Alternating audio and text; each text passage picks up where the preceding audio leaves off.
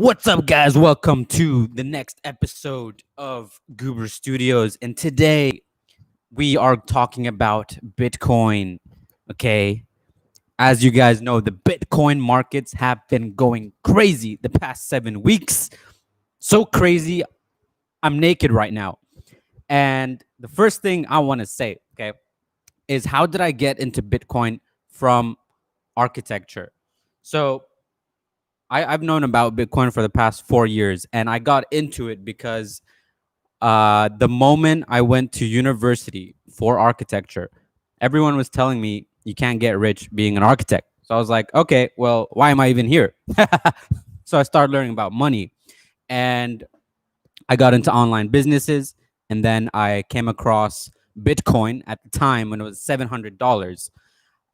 If you don't know what Bitcoin is, go Google it right now. There's no, it just yeah, you have to know what it is, whether or not you're investing, or you might just miss out on something amazing. Second thing is when it was at $700, I started my own online business, and I didn't even look at Bitcoin as what it is today, but some websites required me to use Bitcoin to pay for stuff like forums, and you want to put a sticky thread.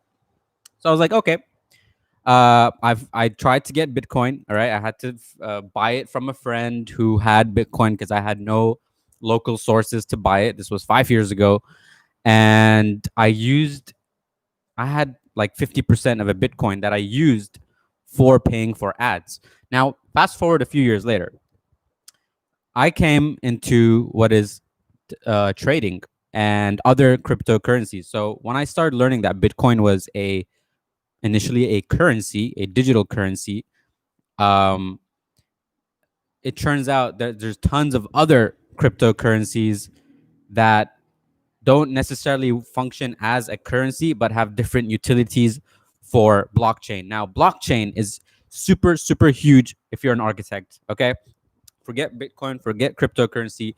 If you're an architect, you need to get into blockchain. I promise you, this is the future for buildings. Okay, infrastructure, software engineering, and energy. These three things will be the next era of buildings. We already have buildings with software installed.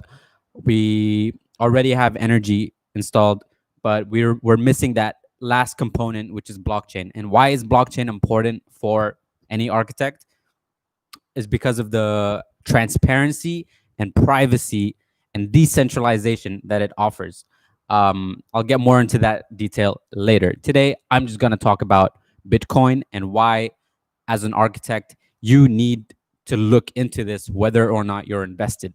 Because while right now there's tons of money being poured into just trading cryptocurrency as like trading, making money, all this money is funding blockchain, and the technology on which cryptocurrency was built on is what you should be after all. Okay, this is the new technology that's better than what we have right now. It's decentralized. That's all you need to remember. Internet, centralized. Blockchain, decentralized. You can have a decentralized YouTube. And what that means is that one, everyone will have transparency of who's in it. Secondly, all the data won't be centralized in one place. So that prevents too much power. Okay, that prevents too much data mining. That, let's say, you don't want to share your data with all these corporations, then that would be the way. Okay, a decentralized way prevents too much vertical inclination, and it encourages lateral, okay, horizontal scaling. And that's what we need for the future, because we've already seen how these things can get crazy when they're too centralized. Now, back to Bitcoin. Over the past 7 weeks, I have made tremendous gains because Bitcoin just skyrocketed from, I think, about 13,000 to what I'm looking at the price right now is 18,500. Now, this looks way too green for me. I sold some profits because Black Friday is around the corner. I don't know if it's going to impact things, but I'm guessing most people will want to sell a lot of their stuff to just go buy some things. I'm sure a lot of people are also like me, that they think, hey man, this thing's been going high for too long. It's got to correct, right? It's got to correct. Um, it, Another part is all these other altcoins suddenly started joining in. So what's an altcoin? Is basically, if you've heard of cryptocurrency, altcoins is everything else that's not a Bitcoin. So you got Ethereum, you got all these IOTA, XRP, SNX, and okay, you know what? Since I'm not an expert in trading, okay, I'm not. I've made good calls, I made bad calls. Instead, what I'm going to talk about is how this relates to architecture. So, one thing, if you're an architect, you should look at, after you've looked up at Bitcoin, look up this coin called IOTA, IOTA. Okay, right now it's sitting at 30 cents. But listen, this is one of the main things I'm giving you. If you're an architect, this is like my passion project. If you do this before I do, you will become like fucking rich. Okay. So I'm giving you $1 billion idea right now. It's pretty stupid. Why I shouldn't even be talking about this, but I will because I don't give a fuck. Okay, so IOTA. Let me explain to you what IOTA is. I'm pulling it up on Google right now because I don't. It's just me, right? This is the one man show podcast. Okay, IOTA. Securing data. IOTA protects the integrity and verifiability of data. It helps people secure and navigate their digital lives, and it is connecting machines. It connects Internet of Things with secure data and value exchange. Okay, this is huge if you're an architect. Because look, what's Industry 4.0? Big data, automation, blockchain, 5G, and what's the last one? I think sustainability. I can't remember. Anyways, Industry 4.0 is the Internet of Things. Yes, that's the thing. Is so when okay, let me just break this down. Sorry, I'm losing my control here. Right now, we have the internet. Everything is connected. Okay, we're starting to get driverless cars, and we all have mobiles. We're all ordering food through our phones and delivery and all these things. So, what's the next step to that? The next step is what they call Industry 4.0, or the Industrial Revolution, or the third industrial. Some people call it the fourth, some call it the third, whatever. Is the integration of everything that moves around and the data that's harvested through that. So, transportation is one. All the cars will be autonomous, and in order for you to have that, you need to have cars connected to other cars, not on the same like server or whatever, but machines will be able to communicate with machines. It's called Internet of Things. Your phone will be able to connect to your car, right? Some of this already exists. Your phone will connect to your computer. Your phone connect to your TV, your lights, your Alexa, your smart home system. Okay. When you get autonomous, self-driving vehicles, when it becomes something that's a norm where everybody has that, it's going to be connected to your house. So with that, there's so much data being harvested from your phone, your how you move around your house, how often you turn on your aircon, what lights you use, the temperatures, and all that.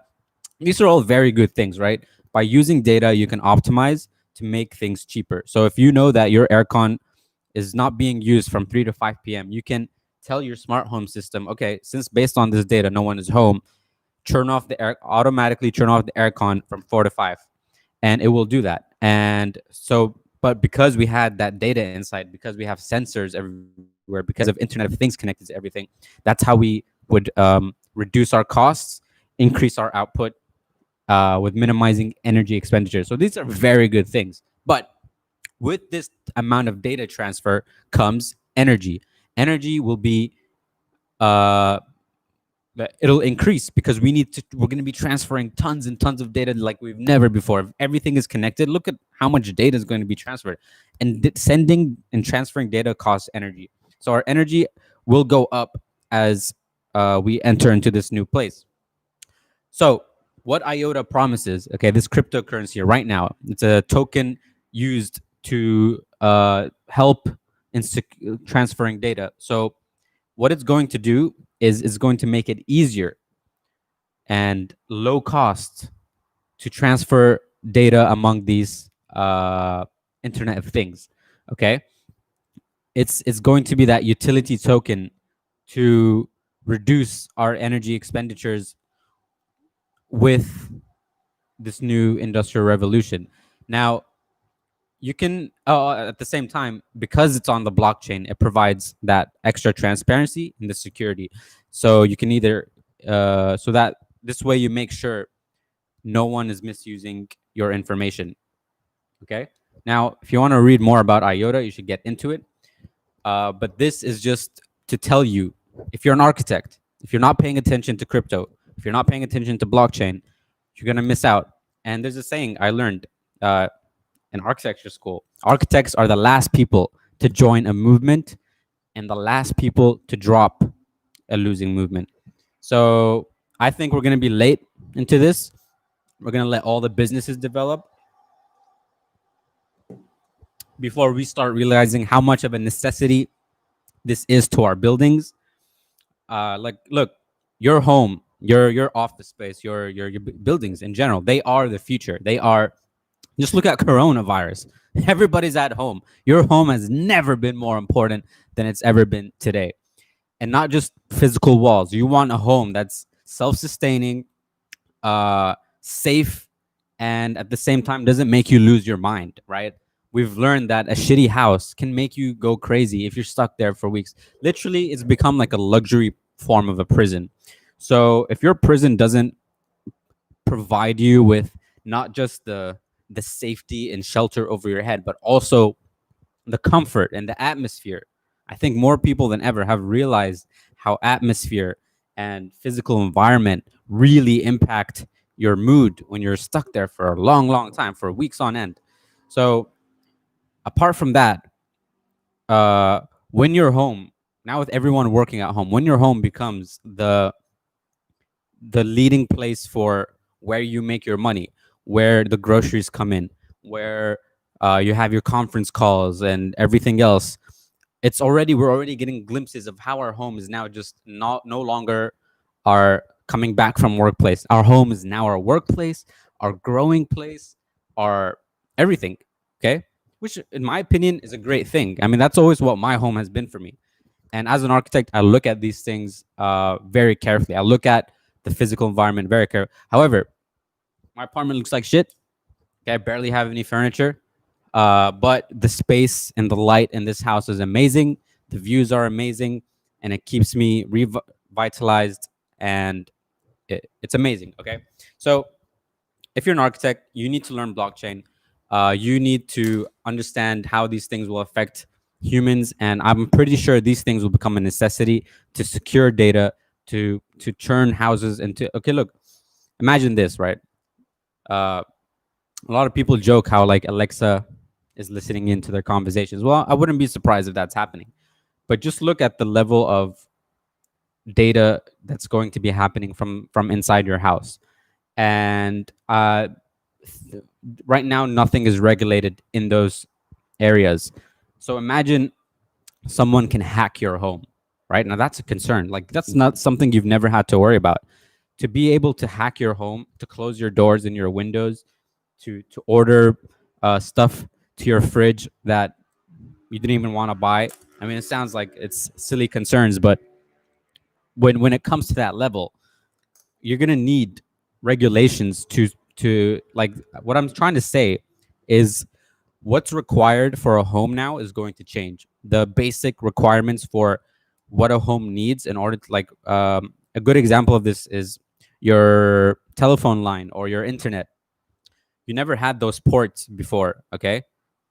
Pretty sure like 60 years ago, those ports on your wall where you put in the phone line didn't exist, okay? That hub outside where you connect your modem, those things didn't exist. But now every single building and every single home has it, because you won't be able to have internet or a phone connection if you don't have this embedded in the physical walls of the building. Okay, understand how big this isn't just buying something. This is integrated into the building.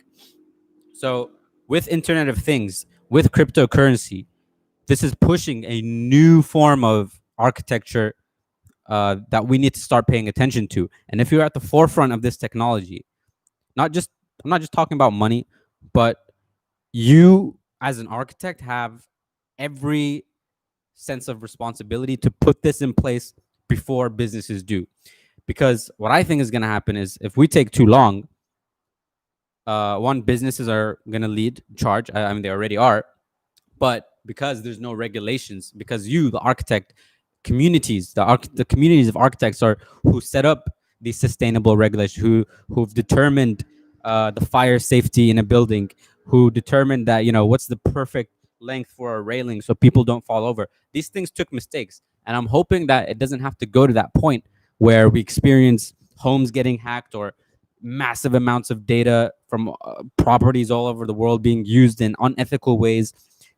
Hopefully it doesn't have to go to that before it becomes regulated, where you need blockchain systems and softwares embedded in the stocks of your building. That being said, IOTA, Bitcoin, these are going somewhere. And right now the market is going insane. Okay, the amount of pumps, like 37, 45% in a day, that's crazy. I mean, if you do any type of trading, if you're in the stock market, cryptocurrency is just a whole new different level. And no, it's not a pyramid scheme. It's not like I stop listening to people and go look it up yourself. Okay, it's a digital gold, Bitcoin. Okay, not all cryptocurrency. I'm talking Bitcoin is a digital gold. It has scarcity. It's based off code. Okay, so blockchain is a code.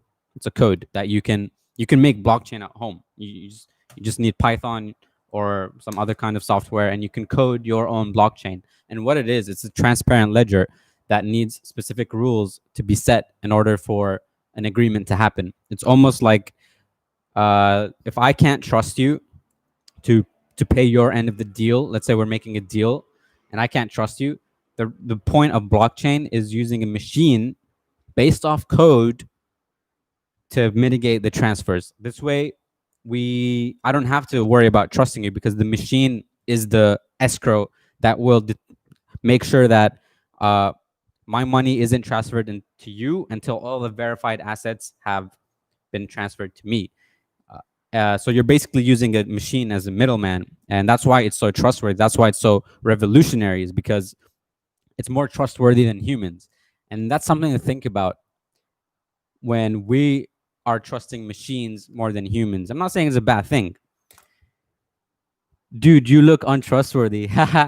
Your name sounds untrustworthy. Well, is it because of my sunglasses, bro? I don't know. Well, I got no interest in whether you guys buy Bitcoin or not. My main point is you have to look into blockchain. It is and by the way, Mr. Crick, if I look untrustworthy, okay, this is exactly what I'm talking about. Blockchain will mitigate the trust between us, because you don't have to trust me. You don't.